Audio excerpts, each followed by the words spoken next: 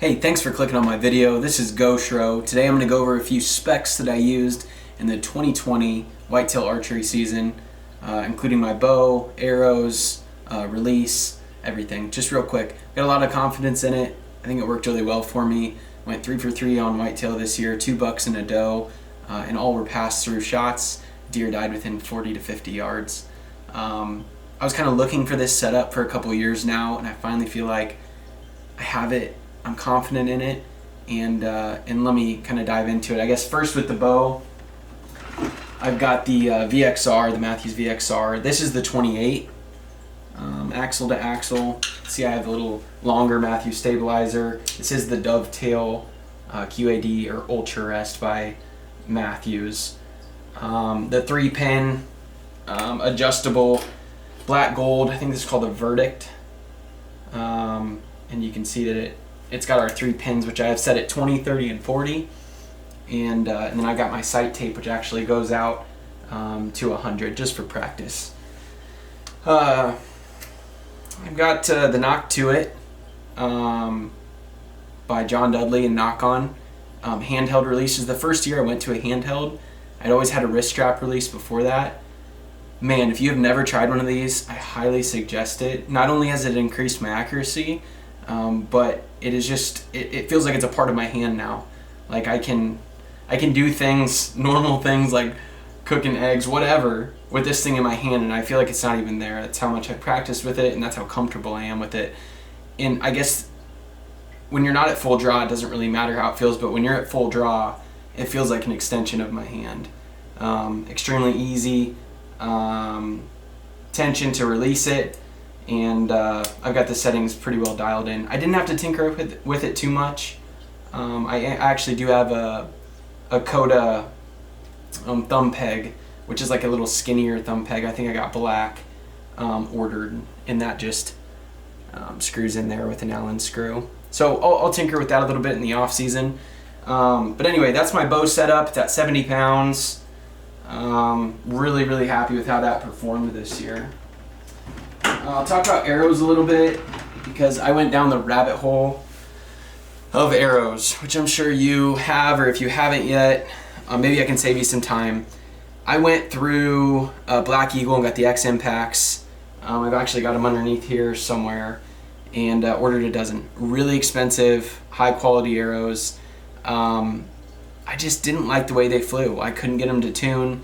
I actually got a bunch of the junk that you can put up front, trying to weight them. I just I lost interest with them. Eventually just put them aside.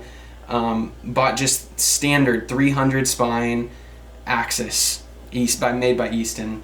I do all the cutting, fletching, cresting, everything myself on these.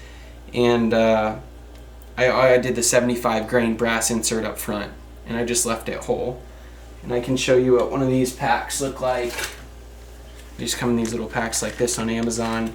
And I do hot glue on the inside. That way, if I do want to take it out, or if the arrow gets busted, it's not permanent like epoxy.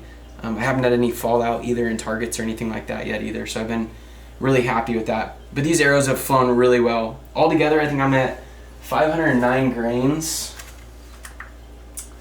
Weigh this real quick.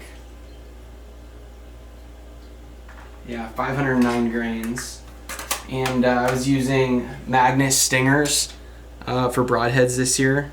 Not sure if that's focused or not, but these did really well for me. Made massive holes, great blood trails, and like I said earlier, 40-50 yards was as far as the 3 animals I shot went.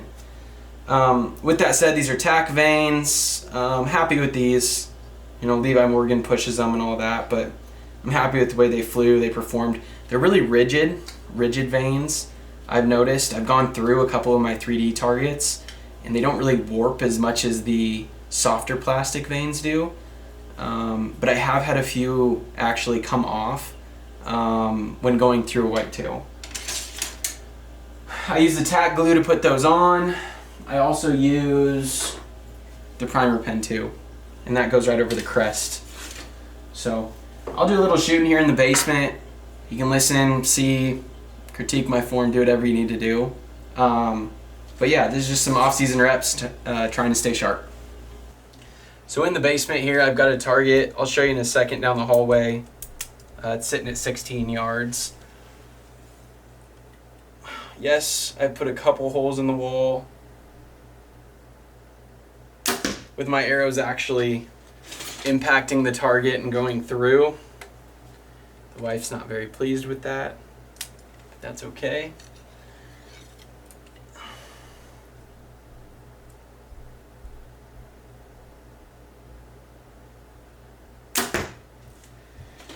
Just the slightest pressure on that thumb release sets it off. And I can get into the back tension and everything. It just took a lot of practice to get this feeling versus your thumb release. You know, why did I make the switch? I didn't have massive target panic, but I did feel a little punchy at times.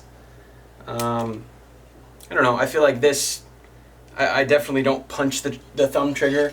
In fact, I don't put it on while I'm drawing back just for safety, but I'll just rest it on it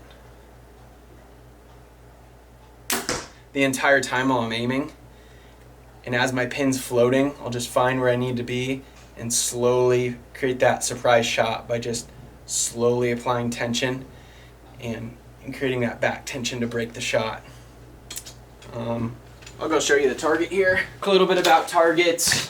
I've bought probably 7 or 8 of these Guidesmen. I actually picked them up at Menards. Pretty cheap, 25, 30 bucks. I think you can catch them on sale for 25. They're really easy to pull your arrows out of, even at 70 pounds with a little weight up front. Arrows are hitting pretty hard, but they're really easy to pull out. They're crossbow approved as well. I don't shoot a crossbow, but just shows you that they can hold up. I had a Reinhardt target, which I'll show you here in a moment. And I shot the heck out of it, as you can see. But my arrows would literally get almost glued in there. It's almost like the material would burn on the way in and it would just glue them. And oh my gosh, it was like an act of God to just get that arrow out of this target. So I don't know if it's, I don't know. I'm just going to stick to broadheads on this sucker from now on. Field tips can go into the bags. Thanks for your time. Appreciate you watching. Tune in next time. I think I'm going to do a video next on my outdoor range. I've got 20, 30, 40, 50, and 60 yard increments set up. It is winter here in Nebraska, so we got snow on the ground. So we'll see when I get to that next.